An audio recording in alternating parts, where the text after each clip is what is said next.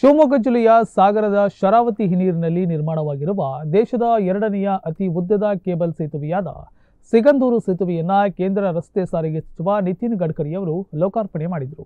ಸೇತುವೆ ಲೋಕಾರ್ಪಣೆ ವೇಳೆ ನಡೆದ ಹೋಮದಲ್ಲಿ ಸಚಿವರು ಪಾಲ್ಗೊಂಡರು. ಲೋಕಾರ್ಪಣೆ ನಂತರ ಸಿಗಂದೂರು ಚೌಡೇಶ್ವರಿ ದೇವಸ್ಥಾನಕ್ಕೆ ಭೇಟಿ ನೀಡಿ ಚೌಡೇಶ್ವರಿ ದೇವಿಗೆ ವಿಶೇಷ ಪೂಜೆ ಸಲ್ಲಿಸಿದರು. ಅವರಿಗೆ ಕೇಂದ್ರ ಸಚಿವ ಪ್ರಹ್ಲಾದ್ ಜೋಶಿ, ಮಾಜಿ ಮುಖ್ಯಮಂತ್ರಿ ಯಡಿಯೂರಪ್ಪ, ಮಾಜಿ ಸಚಿವ ಕಾಗೋಡು ತಿಮ್ಮಪ್ಪ, ಸಂಸದ ಬಿವೈ ರಾಘವೇಂದ್ರ, ಮಾಜಿ ಶಾಸಕ ಹರತಾಳು ಹಾಲಪ್ಪ ಸಾಥ್ ನೀಡಿದರು.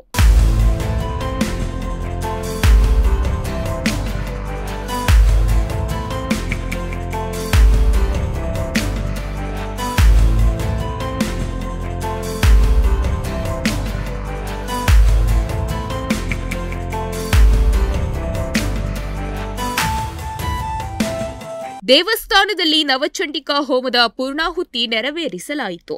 ಧರ್ಮದರ್ಶಿ ರಾಮಪ್ಪನವರು ಕೇಂದ್ರ ಸಚಿವರಿಗೆ ಸೇತುವೆಯ ಪ್ರತಿಕೃತಿ ನೀಡಿ ಗೌರವಿಸಿದರು.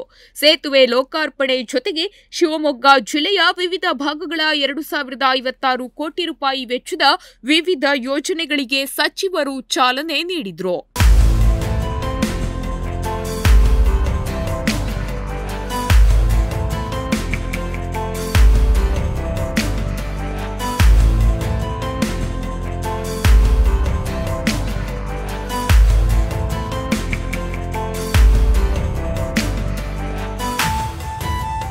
ಸಿಗಂದೂರು ಸೇತುವೆ 2019 ಡಿಸೆಂಬರ್ನಲ್ಲಿ ಕಾಮಗಾರಿ ಪ್ರಾರಂಭಗೊಂಡಿತು.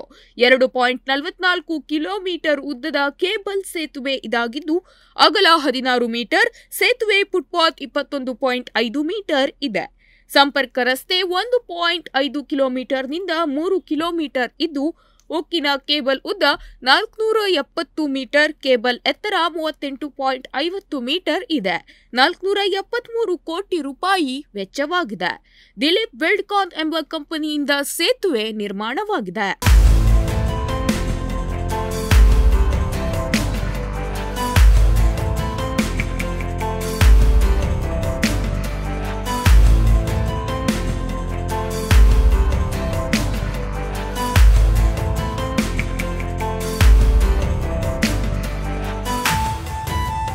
ಕೋವಿಡ್ ಕಾರಣದಿಂದ 3 ವರ್ಷದಲ್ಲಿ ಮುಗಿಯಬೇಕಾದ ಸೇತುವೆ 5 ವರ್ಷ ತೆಗೆದುಕೊಂಡಿತು. 100 ಟನ್ ತೂಕ ತಡೆದುಕೊಳ್ಳುವ ಸಾಮರ್ಥ್ಯ ಹೊಂದಿದೆ.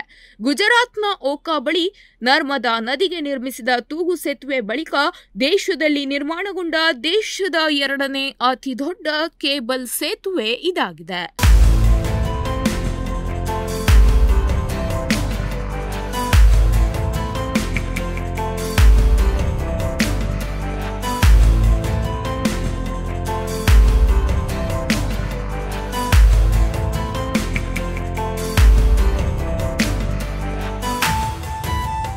ಒಟ್ನಲ್ಲಿ ಸಿಗಂದೂರು ಸೇತುವೆ ಲೋಕಾರ್ಪಣೆಯಾಗುವುದರ ಮೂಲಕ ದಶಕಗಳ ಬೇಡಿಕೆ ಈಡೇರಿದಂತಾಗಿದೆ. ಈ ವೇಳೆ ರಾಜ್ಯ ಹಾಗೂ ಕೇಂದ್ರ ಸಚಿವರು, ಸ್ಥಳೀಯ ಜನಪ್ರತಿನಿಧಿಗಳು, ರೈತ ಮುಖಂಡರು, ಕಾರ್ಯಕರ್ತರು, ಸಿಗಂದೂರು ಚೌಡೇಶ್ವರಿ ದೇವಿಯ ಭಕ್ತರು ಹಾಗೂ ಸಾರ್ವಜನಿಕ ಬಂಧುಗಳು ಭಾಗವಹಿಸಿದ್ದರು.